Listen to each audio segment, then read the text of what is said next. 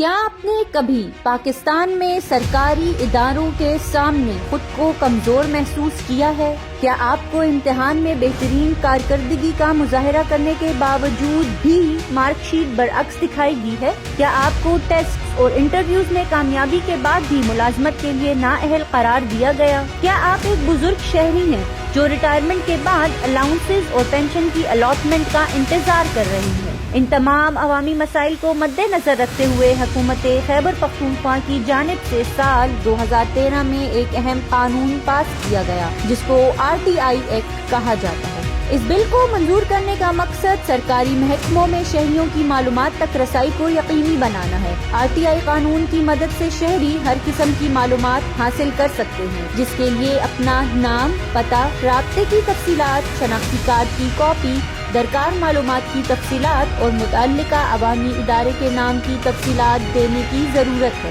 RTI قانون کے تحت مانگی گئی معلومات کے لیے شہریوں کی درخواستوں پر 10 دن کے اندر قانونی کارروائی کی جائے گی۔